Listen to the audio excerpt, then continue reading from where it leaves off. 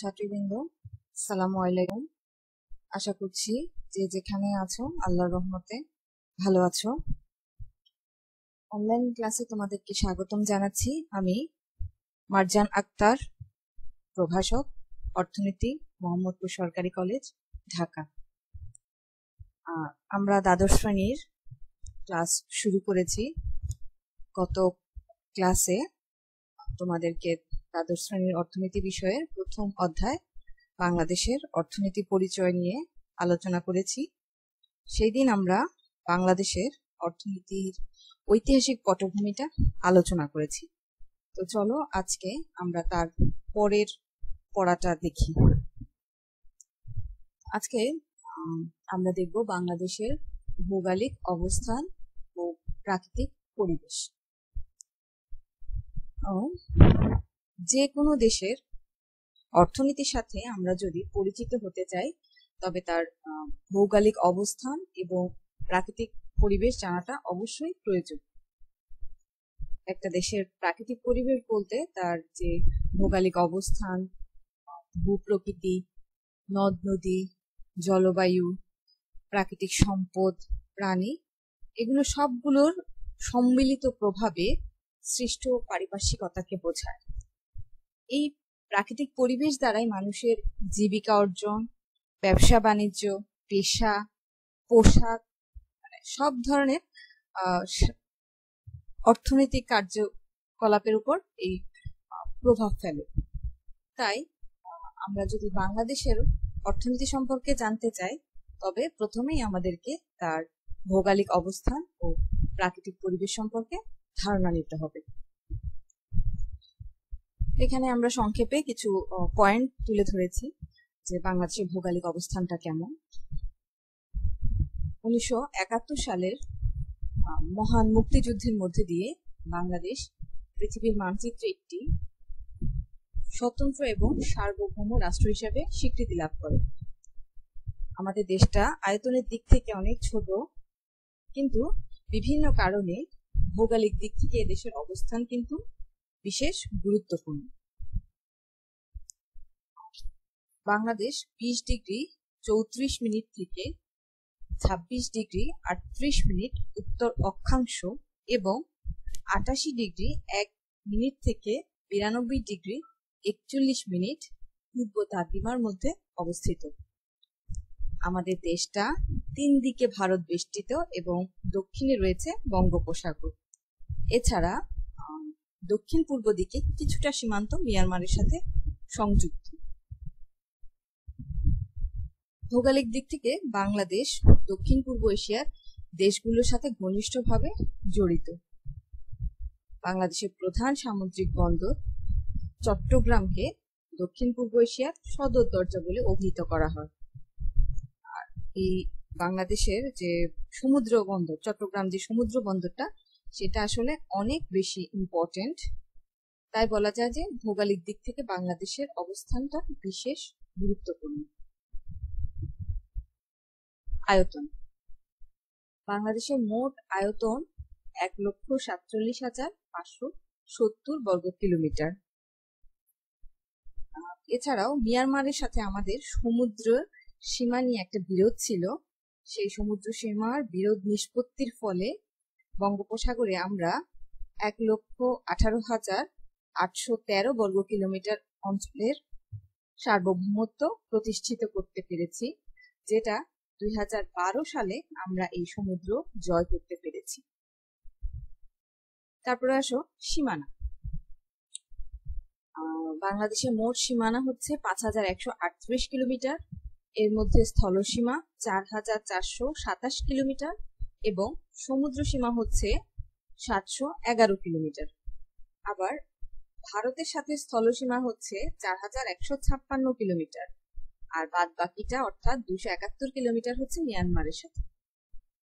সমুদ্রে অর্থনৈতিক সমুদ্র সীমা 200 নটিক্যাল মাইল এবং রাজনৈতিক সীমা 12 নটিক্যাল মাইল। জনসংখ্যা। 2011 সালের আদমশুমারির তথ্য অনুযায়ী বাংলাদেশের মোট জনসংখ্যা ছিল 14,97,70,000। এবং জনসংখ্যা বৃদ্ধির হার 1.37 ভাগ। এটা হচ্ছে 2011 সালের হিসাব, আর এখন হচ্ছে 2020 সাল। যেহেতু আদমশুমারিটা 10 বছর পর পর হয়, 2011 সালের পর আর কোনো আদমশুমারি হয়নি, তাই এই ইনফরমেশনটা দেয়া। কিন্তু এই 9 বছরে জনসংখ্যা আরো অনেক বেশি বেড়েছে।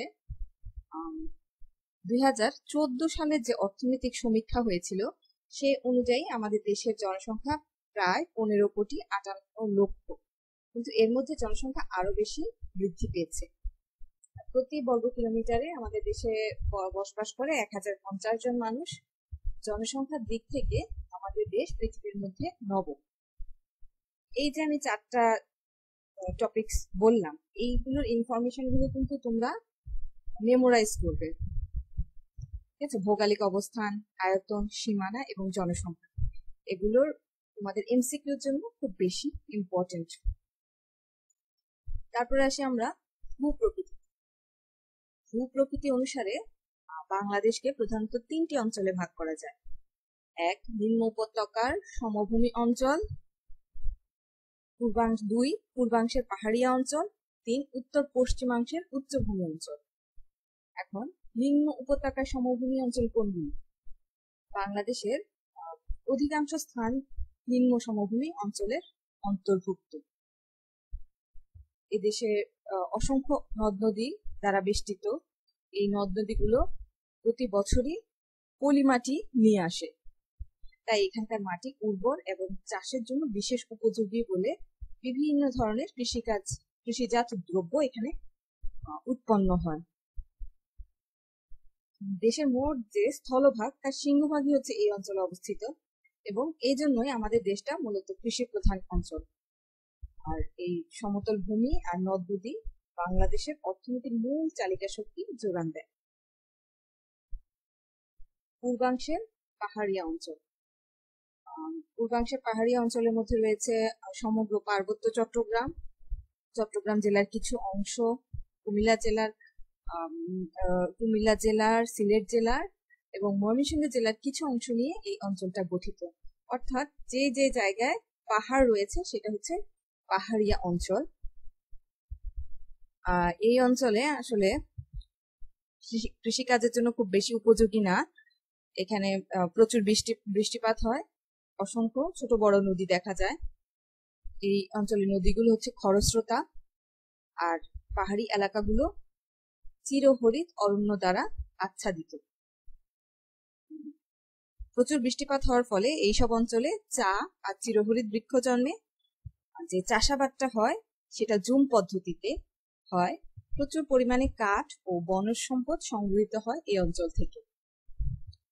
আর শেষটা হচ্ছে উত্তর পশ্চিমাংশের উচ্চভূমি অঞ্চল। বাংলাদেশের উচ্চ সমভূমি অঞ্চলে 2টি প্রধান বিভাগ পরিলক্ষিত হয়। এ দুটো হচ্ছে বরেন্দ্রভূমি এবং মধুপুর ও ভাওয়ালগড়। এই অঞ্চলের মাটি লাল ও কঙ্করযুক্ত, ফলে এখানে কৃষিকাজ তেমন একটা ভালো হয় না। তাহলে এখানে বেশি ভালো হয় প্রচুর শাল ও গজারি গাছ জন্মে। এটা কাঠ ও ফল গাছ উৎপাদনের জন্য বিখ্যাত, যেটা থেকে আমরা কাঠ ও ফল সংগ্রহ করতে পারি। তাহলে আমরা দেখতে পাচ্ছি ভূপ্রকৃতি অনুসারে আমাদের দেশের বিভিন্ন এলাকার কি রকম ফসল উৎপাদিত হয়। তারপরে আসি নদ নদীতে। আমরা জানি যে বাংলাদেশ একটা নদীমাতৃক দেশ। অসংখ্য নদ নদী এবং এদের শাখা প্রশাখা বাংলাদেশকে বেষ্টন করে রেখেছে। এইসব নদ নদী বাংলাদেশের অর্থনীতির প্রাণ। নদীকেন্দ্রিক শিল্প ও ব্যবসা বাণিজ্য, পরিবহন ব্যবস্থা বাংলাদেশের অর্থনীতিকে সচল রেখেছে। মানুষের অর্থনৈতিক জীবনে আসলে নদীর প্রভাবটা খুবই গুরুত্বপূর্ণ। যেমন পানীয় জলের অভাব আমরা এই নদী থেকে পেয়ে থাকি, পূরণ করে থাকি। কৃষিক্ষেত্রে যে পানি সেচ, তারপর জলপথে সুলভে ব্যবসা বাণিজ্যের সুযোগ সুবিধা, মৎস্য আহরণ, এবং অনেক ইম্পর্টেন্ট একটা জিনিস সেটা হচ্ছে পানি বিদ্যুৎ উৎপাদন ইত্যাদির মাধ্যমে নদী মানুষের জীবনকে নানাভাবে প্রভাবিত করে। এছাড়া পলি বিধৌত উর্বর ভূমির কারণে আমাদের ফসল উৎপাদনটা বেশি হয়। এজন্য নদ নদী আমাদের দেশের অর্থনৈতিক অবস্থাকে ব্যাপকভাবে প্রভাবিত করে।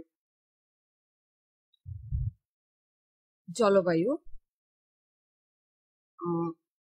কোন দেশের 30-40 বছরের আবহাওয়ার গড় অবস্থাকে জলবায়ু বলে থাকে। বাংলাদেশের জলবায়ু নাতিশীতোষ্ণ, অর্থাৎ খুব বেশি গরমও না, খুব বেশি শীতও না। মৌসুমী বায়ুর প্রভাবে এখানে প্রচুর বৃষ্টিপাত হয়। এদেশে বার্ষিক গড় তাপমাত্রা হচ্ছে 24 ডিগ্রি সেলসিয়াস থেকে 26 ডিগ্রি সেলসিয়াস পর্যন্ত। জলবায়ু তারতম্যের ফলে বিভিন্ন স্থানের মানুষের যে বাসস্থান, পেশা, অর্থনৈতিক কার্যকলাপ ইত্যাদির মধ্যে পার্থক্য পরিলক্ষিত হয়। আবার জলবায়ুর কারণেও কিন্তু মানুষের যে দৈহিক গঠন ও কাঠামো, কর্মদক্ষতা এগুলো প্রভাবিত হয়। যেমন শীতপ্রধান দেশের মানুষের কাজ করার ক্ষমতা বেশি এবং গরম প্রধান দেশের মানুষের কাজ করার ক্ষমতাটা কম থাকে এবং তারা একটু অলস প্রকৃতির হয়ে থাকে। তাহলে এই জলবায়ুটা মানুষের অর্থনৈতিক কার্যাবলীকে ব্যাপকভাবে প্রভাবিত করে।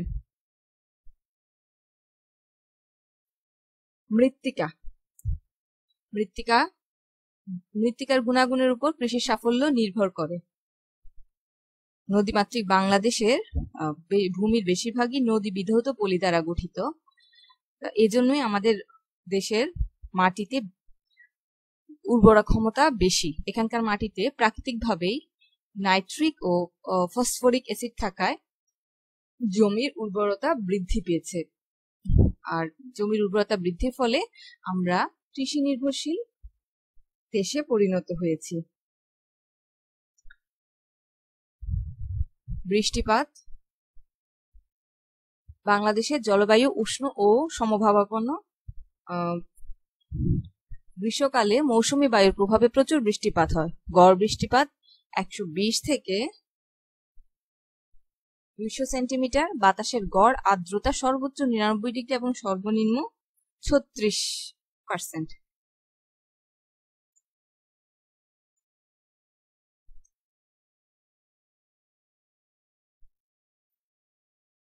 তাপমাত্রা আমরা আগে বলেছি যে বাংলাদেশের জলবায়ু নাতিশীতোষ্ণ। বাংলাদেশ মৌসুমী জলবায়ুর দেশ। এখানে প্রচুর বৃষ্টিপাত হয়। গ্রীষ্মকালে গড় তাপমাত্রা থাকে 35 থেকে 45 ডিগ্রি সেলসিয়াস এবং শীতকালে 15 থেকে 25 ডিগ্রি সেলসিয়াস তাপমাত্রা থাকে। তারপরে আমরা দেখি বনজ সম্পদ। বনজ সম্পদের দিক থেকে বাংলাদেশ খুব বেশি সমৃদ্ধ নয়। বাংলাদেশের দক্ষিণ অঞ্চলে দেশের সর্ববৃহৎ বনাঞ্চল সুন্দরবন অবস্থিত। এছাড়া পার্বত্য চট্টগ্রাম এবং ময়মনসিংহে মধুপুর ও ভাওয়ালগড় এলাকায় প্রচুর বনাঞ্চল রয়েছে। সেখান থেকে আমরা বিভিন্ন ধরনের মূল্যবান বনজ সম্পদ পেয়ে থাকি, যেমন শাল, সেগুন, গেওয়া, গর্জন, মেহগনি। এগুলো আমাদের জাতীয় অর্থনীতিতে প্রভাব বিস্তার করে। বাংলাদেশের মোট ভূমি শতকরা প্রায় 15% ভূমিতে বনাঞ্চল রয়েছে, কিন্তু কোন দেশের যে প্রাকৃতিক ভারসাম্য রক্ষা করার জন্য যে বনাঞ্চলের প্রয়োজন সেটা 20 থেকে 25% দরকার। খনিজ সম্পদ সাধারণত আমরা যা খনি থেকে উত্তোলন করতে পারি সেটাকে আমরা খনিজ সম্পদ বলি। বাংলাদেশে 1951 সালে প্রথম খনিজ সম্পদ আবিষ্কার হয়, যেটা দিয়ে বাংলাদেশ খনিজ যুগে পদার্পণ করে।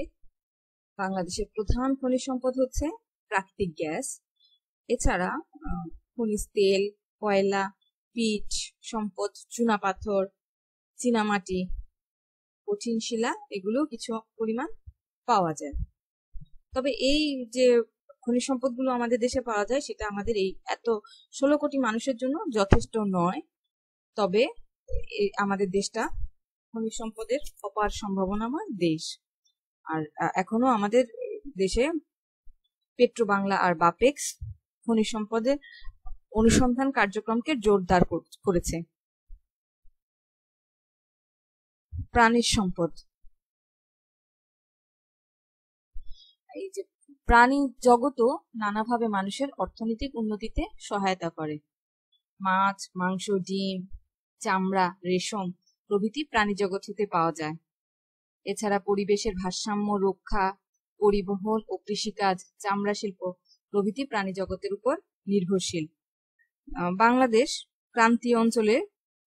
ক্রান্তীয় অঞ্চলে বিভিন্ন প্রজাতির পশু পাখি পাওয়া যায়। গৃহপালিত পশুর মধ্যে উল্লেখযোগ্য যেমন গরু, মহিষ, ছাগল, হাঁস, মুরগি ইত্যাদি। আর আমরা যে আমাদের যে সুন্দরবন রয়েছে, সেখানে আমরা বিরল প্রজাতির রয়্যাল বেঙ্গল টাইগার দেখতে পাই। তারপর আছে বিভিন্ন ধরনের হরিণ। এছাড়াও অসংখ্য পাখি, পশু, সরীসৃপ প্রাণী এই সুন্দরবনে এবং অন্যান্য বনাঞ্চলেও পাওয়া যায়। তবে আমাদের প্রয়োজনের তুলনায় আমাদের প্রাণী সম্পদটাও কম। আমাদের জাতীয় আয়ে এই খাতের অবদান কিন্তু দিন দিন বৃদ্ধি পাচ্ছে। আর আমরা এটা শেষ করব বায়ু প্রবাহ দিয়ে। বায়ু প্রবাহ প্রাকৃতিক পরিবেশকে প্রভাবিত করে। যেমন গ্রীষ্মকালে দক্ষিণ পশ্চিম মৌসুমী বায়ুর প্রভাবে বৃষ্টিপাত এবং শীতকালে উত্তর পূর্ব মৌসুমী বায়ুর প্রভাবে বৃষ্টিহীন শুষ্ক পরিবেশ বিদ্যমান থাকে। আর এই বৃষ্টিপাত এবং বৃষ্টিহীনতাও কিন্তু আমাদের অর্থনৈতিক কার্যাবলীকে কৃষি কাজের মাধ্যমে প্রভাবিত করে থাকে।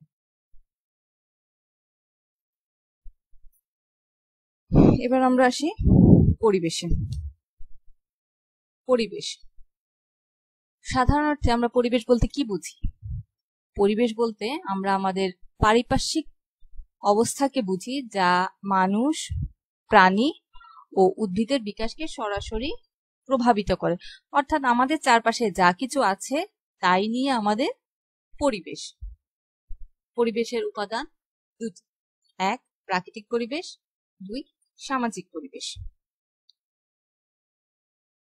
প্রাকৃতিক পরিবেশ আমাদের চারপাশে প্রকৃতি প্রদত্ত যেসব বস্তু আছে তাদেরকে আমরা প্রাকৃতিক পরিবেশ বলতে পারি। অর্থাৎ যেটা মানুষের সৃষ্টি নয়, যেটা প্রকৃতি প্রদত্ত, সেটাই হচ্ছে প্রাকৃতিক পরিবেশ। যেমন বাতাস, আলো, মাটি, পানি, তাপমাত্রা ইত্যাদি সবকিছুই হচ্ছে প্রাকৃতিক পরিবেশের উপাদান। প্রাকৃতিক পরিবেশ আমাদের দেশের অর্থনীতিকে প্রভাবিত করে। মানে এটা কিভাবে প্রভাবিত করে? গুরুত্বপূর্ণ সেক্টর সমূহের জিডিপিতে অবদান টেকসই ও উন্নত পরিবেশ দ্বারা অনেকাংশে প্রভাবিত হয়। কারণ যেমন কৃষিকাজটা প্রাকৃতিক পরিবেশের সাথে সরাসরি রিলেটেড। তাহলে একটা দেশ যখন কৃষিকাজে উন্নত হবে, তার অর্থনৈতিক অবস্থাটাও উন্নতি হবে। সামাজিক পরিবেশ, যেই পরিবেশটা যে মানুষের সৃষ্টি, অর্থাৎ মানুষের সামাজিক কার্যাবলীর সমষ্টিগত ফলাফল, যা মানুষের দ্বারা সৃষ্ট ও নিয়ন্ত্রিত, তাই হলো সামাজিক পরিবেশ। যেমন জাতি, ধর্ম, সরকার, শিক্ষা, প্রযুক্তি, বিভিন্ন ধরনের প্রতিষ্ঠান সবকিছুই সামাজিক পরিবেশের অন্তর্ভুক্ত, কারণ এগুলো মানুষই সৃষ্টি করেছে এবং মানুষ দ্বারাই নিয়ন্ত্রিত হয়ে থাকে।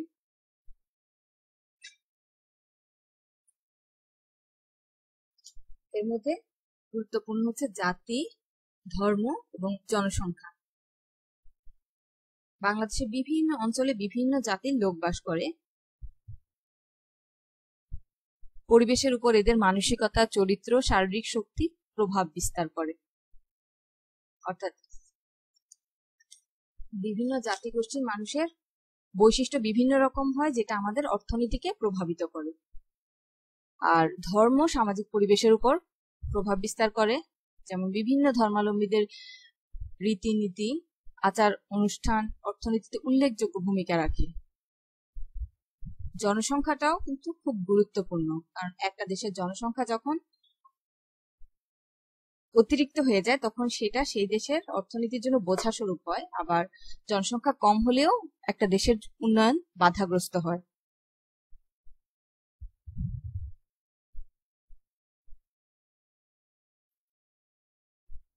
তারপর আমরা আসি বাংলাদেশের অর্থনীতির কাঠামো, বৈশিষ্ট্য ও গতিধারা। অর্থনীতির কাঠামো। অর্থনীতির কাঠামো বলতে কি বোঝায়? যে কোনো দেশে সংগঠিত অর্থনৈতিক কর্মকাণ্ডের সমষ্টিগত অবদানই সেই দেশের অর্থনীতির ভিত্তি গড়ে তোলে। যেসব খাতের উপর ভিত্তি করে একটি দেশের অর্থনীতি গড়ে ওঠে, সেই সব খাত উপখাতকে অর্থনীতির কাঠামো বলে। বাংলাদেশের অর্থনীতিতে বিভিন্ন খাত উপখাতের অবদানের মাধ্যমে এর ভিত্তি গড়ে উঠেছে। তো আমরা এখন দেখি যে বাংলাদেশের অর্থনৈতিক কাঠামোগুলোর খাত উপখাতগুলো। প্রথম হচ্ছে বাংলাদেশের অর্থনৈতিক কাঠামোকে আমরা প্রথমত 3 ভাগে ভাগ করতে পারি। এক হচ্ছে উৎপাদন ভিত্তিক খাত, 2 মালিকানা ভিত্তিক খাত, 3 অঞ্চল ভিত্তিক খাত। এই উৎপাদন ভিত্তিক খাতটাকে আবার 3 ভাগে ভাগ করা যায়: কৃষি, শিল্প ও সেবা। প্রথমে আমরা কৃষি খাত নিয়ে আলোচনা করি। বাংলাদেশ প্রধানত কৃষি কেন্দ্রিক দেশ, আমরা এটা সবাই জানি। কৃষি বাংলাদেশের অর্থনীতির একক বৃহত্তম খাত। বাংলাদেশের অর্থনীতি অনেকাংশে এখনো কৃষির উপর নির্ভরশীল। এদেশের বেশিরভাগ মানুষ প্রত্যক্ষ কিংবা পরোক্ষভাবে কৃষির সাথে জড়িত।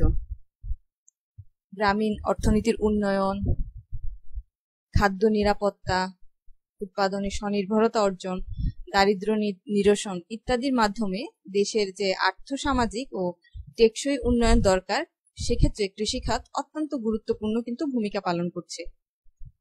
সবার জন্য খাদ্য নিশ্চিত করতে এবং বাংলাদেশকে যে খাদ্য স্বয়ংসম্পূর্ণ করতে হবে, তার জন্য কৃষি খাতকে সর্বোচ্চ অগ্রাধিকার প্রাপ্ত খাত হিসেবে বাংলাদেশ সরকার চিহ্নিত করেছে। বর্তমানে আমাদের দেশে কৃষি কিন্তু একটা সম্ভাবনাময় খাত, কারণ কৃষিতে আমরা আধুনিক কৃষি উপকরণ ব্যবহার করছি এবং সেচ সুবিধাটা ক্রমশ বৃদ্ধি পাচ্ছে। আবার ফসল উৎপাদনে বিকেন্দ্রীকরণ করছে, অর্থাৎ বিভিন্ন ধরনের ফসল সারা বছরই উৎপাদিত হচ্ছে। আগে যেমন একটা জমিতে বছরে একবার কিংবা দুবার ফসল উৎপাদিত হতো, আর বাকি সময়টা সেই জমিটা অনাবাদি পড়ে থাকতো। এখন সেটা না হয়ে দেখা যাচ্ছে যে একটা জমিতে বছরে 4 বার পর্যন্ত বিভিন্ন ধরনের ফসল উৎপাদিত হচ্ছে। চাষাবাদের ক্ষেত্রে আমরা আগে যে সনাতন পদ্ধতিতে উৎপাদন করতাম, এখন সেটা থেকে অনেক কৃষকই সরে এসছে। আধুনিক পদ্ধতিতে এখন কৃষকরা চাষ করছেন। তারপর বলা যায় শিল্প খাত। বাংলাদেশের অর্থনৈতিক উন্নয়নে শিল্প খাতের ভূমিকা অত্যন্ত গুরুত্বপূর্ণ। আসলে একটা দেশের অর্থনৈতিক উন্নয়ন খুব বেশি হবে না যদি না সেই দেশের শিল্প খাতটা খুব দ্রুত হারে উন্নয়ন না করে। ক্রমবর্ধমান শিল্পায়ন, দ্রুত ও টেকসই অর্থনৈতিক উন্নয়ন এবং সামাজিক যে অগ্রগতি অর্জন, তার জন্য অপরিহার্য পূর্বশর্ত হচ্ছে শিল্প খাতের উন্নয়ন। কোন দেশ যখন উন্নয়ন করতে যায় অর্থনৈতিকভাবে, তখন প্রথমে তার কৃষি খাতটা সেই দেশের অর্থনীতিতে গুরুত্বপূর্ণ ভূমিকা পালন করে, কিন্তু উন্নয়নের দ্বিতীয় ধাপে সবচেয়ে বেশি গুরুত্বপূর্ণ ভূমিকা পালন করে শিল্প খাতটা। আমাদের দেশে শিল্প খাতের অবদানটা ক্রমশ বৃদ্ধি পাচ্ছে এবং জাতীয় অর্থনীতিতে এর অবদানও দিন দিন কৃষির চেয়ে বেশি হারে বৃদ্ধি পাচ্ছে। শিল্প খাতের উন্নয়নের লক্ষ্যে বাংলাদেশ সরকার 2005-এর শিল্পনীতিকে পরিবর্ধন করে জাতীয় শিল্পনীতি 2010 প্রণয়ন করেছে। আর এর মাধ্যমে আমাদের দেশের শিল্প খাতটাকে আরেকটু বেশি উন্নয়নের দিকে নেওয়া হচ্ছে। তারপর রূপকল্প যে 2021, সেটা অনুযায়ী যে শিল্প খাত গড়ে তোলার নীতি প্রণীত হয়েছে, তা যদি বাস্তবায়িত হয়, তাহলে মোট জাতীয় আয়ে শিল্প খাতের অবদান 35% হবে এবং মোট কর্মরত শ্রমশক্তির হার 18% থেকে 25% উন্নীত হবে। তাহলে আমাদের দেশে তখন কৃষির চেয়ে শিল্প খাতের অবদানটা বেড়ে যাবে। এবার আসি আমরা সেবা খাতে। সেবা খাত কোনটা হবে? যেসব অর্থনৈতিক কর্ম যা অবস্তুগত ও অদৃশ্যমান এবং যা মানুষের অভাব পূরণ করে, যার জন্য মানুষকে বিনিময় মূল্য দিতে হবে, তাকে সেবা বলে। অর্থাৎ যে সকল অর্থনৈতিক কার্যক্রমগুলো অদৃশ্যমান, দেখা যায় না, কিন্তু মানুষের অভাব পূরণ করবে এবং যার জন্য মানুষকে মূল্যও দিতে হবে, সেটা হচ্ছে সেবা খাত। যেমন ব্যবসা বাণিজ্য, পরিবহন, ডাক্তার উকিলের পরামর্শ, শিক্ষকতা, সেবিকার সেবা, শিল্পী, গায়ক সবই সেবার আওতাভুক্ত এবং এই সব ক্ষেত্রে কিন্তু সেবা কর্ম উৎপন্ন হয়। এই সব সেবা জনগণের নিকট সরবরাহ করা হয় এবং জনগণ সেবা ক্রয় করে তাদের অভাব পূরণ করে থাকেন। একটা দেশ যখন উন্নতির সর্বোচ্চ শিখরে পৌঁছায়, তখন তার দেশের অর্থনৈতিক অবস্থার মধ্যে, দেশের অর্থনীতির অবদানের মধ্যে সেবা খাতের অবদানটা তখন সর্বোচ্চ হয়। এবার আমরা আসি মালিকানা ভিত্তিক খাতের। মালিকানা ভিত্তিক খাত হিসাবে বাংলাদেশের অর্থনীতি খাতসমূহকে প্রধানত দুটি ভাগে ভাগ করা যায়। এক হচ্ছে সরকারি খাত, দুই বেসরকারি খাত। সরকারি খাত নাম শুনে আমরা বুঝতে পারছি যেসব খাত সরকারি মালিকানায় পরিচালিত হয় সেসব খাতকে সরকারি খাত বলে।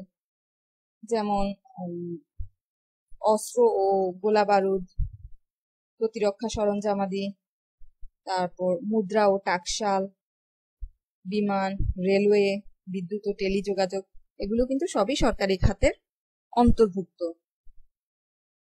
সরকার স্বাধীনতার পরপর অর্থাৎ 1972 সালে ঘোষিত যে জাতীয়করণ নীতি, সেটা অনুযায়ী বাংলাদেশের প্রধান প্রধান শিল্পকে জাতীয়করণ করে। বর্তমানে সরকারি মালিকানায় পরিচালিত হচ্ছে কিছু খাত, যেমন শিল্প খাতে 6টি সংস্থা আছে যেটা সরকারিভাবে পরিচালিত হয়। বিদ্যুৎ, গ্যাস ও পানি 7টি সংস্থা রয়েছে। পরিবহন ও যোগাযোগ খাতে 7টি সংস্থা রয়েছে। বাণিজ্য খাতে আছে 3টি সংস্থা। কৃষি খাতে আছে 2টি সংস্থা। নির্মাণ খাতে আছে 5টি সংস্থা এবং সার্ভিস খাত, সেখানে 16টি সংস্থা আছে যা সরকারের সরাসরি মালিকানায় পরিচালিত হয়ে থাকে। কিন্তু সরকারি প্রতিষ্ঠানগুলোর ক্রমাগত লোকসানের প্রেক্ষাপটে 1982 সালে যে ঘোষিত শিল্পনীতি, সেখানে বেসরকারি পুঁজি বিনিয়োগ আকর্ষণ করার লক্ষ্যে অনুকূল পরিবেশ তৈরি করা হয়। পরবর্তীতে সরকার কর্তৃক যে বিরাষ্ট্রীকরণ নীতি গৃহীত হয়েছে, সেটা দেশে বেসরকারি খাত ক্রমশ প্রসার লাভ করতে থাকে। মানে সরকারি খাত থেকে বেসরকারি খাতের দিকে আমাদের দেশের বিভিন্ন শিল্প কারখানা, পরিবহন যোগাযোগ ব্যবস্থা, কৃষি খাত, এইসব কার্যাবলী বেসরকারি খাতে এখন বেশি হারে যাচ্ছে। বেসরকারি খাত, যেসব খাত ব্যক্তি মালিকানায় পরিচালিত হয় তাকে আমরা বেসরকারি খাত বলতে পারি। যেমন বেসরকারি উদ্যোগে পরিচালিত শিল্পসমূহ, ব্যাংক, বিমা, এছাড়াও অন্যান্য অনেক সেবা প্রতিষ্ঠান সহ বিভিন্ন প্রতিষ্ঠান বেসরকারি খাতের মাধ্যমে পরিচালিত হয়ে আসছে। বেসরকারি কার্যক্রম জোরদার করার লক্ষ্যে বাংলাদেশ সরকার 1993 সালে প্রাইভেটাইজেশন বোর্ড গঠন করে। এই বোর্ড বর্তমানে কমিশনে রূপান্তর হয়েছে। এখন আমাদের দেশে সরকারি খাতের চেয়ে বেসরকারি খাতেই জিডিপিতে অবদানটা বেশি। তারপর আমরা দেখতে পারি অঞ্চল ভিত্তিক খাত। অঞ্চল ভিত্তিতে দেশের অর্থনৈতিক খাতকে দুভাগে ভাগ করা হয়েছে, গ্রামীণ খাত এবং শহুরে খাত। গ্রামীণ খাত বাংলাদেশের অর্থনীতির অঞ্চল ভিত্তিক খাতসমূহের মধ্যে গ্রামীণ খাত হচ্ছে প্রধান। গ্রামীণ খাত আমরা কোনগুলোকে বলবো? যেসব খাত গ্রামে অবস্থিত এবং গ্রামীণ উন্নয়নের সাথে সরাসরি সম্পৃক্ত তাকে আমরা গ্রামীণ খাত বলতে পারি। গ্রামীণ খাতের উল্লেখযোগ্য খাতসমূহ যেমন কৃষি, মৎস্য চাষ, পশুপালন, ক্ষুদ্র ও কুটির শিল্প, গ্রামীণ ব্যবসা বাণিজ্য, পল্লী বিদ্যুৎ, গ্রামীণ পরিবহন ও যোগাযোগ, এগুলো সবই গ্রামীণ খাতের অন্তর্ভুক্ত। অর্থাৎ যে গ্রাম রিলেটেড যে ব্যবসা বাণিজ্য বা কাজ, অর্থনৈতিক কার্যাবলী, সেগুলো সবই হচ্ছে গ্রামীণ খাত। আর শহুরে খাত, শহুরে খাত হচ্ছে যেসব খাত শহরে অবস্থিত সেগুলোকে শহুরে খাত বলে। শহুরে খাতের মধ্যে উল্লেখযোগ্য হচ্ছে বৃহৎ ও মাঝারি শিল্প, বিভিন্ন ব্যাংক ও বীমা, শহরাঞ্চলে অবস্থিত কৃষির উপখাত, বিমান, রেলওয়ে, বিদ্যুৎ ও গ্যাস, টেলিযোগাযোগ ইত্যাদি, এগুলো শহুরে খাতের অন্তর্ভুক্ত। অর্থাৎ শহুরে অর্থনীতির সাথে যেটা সরাসরি রিলেটেড সেটা হচ্ছে শহুরে খাত। তাহলে আমরা এখানে দেখলাম বাংলাদেশের অর্থনীতির কাঠামো, যেটাকে 3 ভাগে ভাগ করা যায় এবং সংক্ষেপে আমরা সেটা আলোচনা করেছি। আসলে এই অধ্যায় থেকে খুব বেশি বোঝানোর কিছু নেই, এগুলো খুবই সহজ পড়া। তোমরা সবসময় অর্থনীতিকে কঠিন মনে করতে, এই চ্যাপ্টারটা সেই রকম কঠিন কিছু না, জাস্ট তোমরা কয়েকবার একটু রিডিং পড়বে।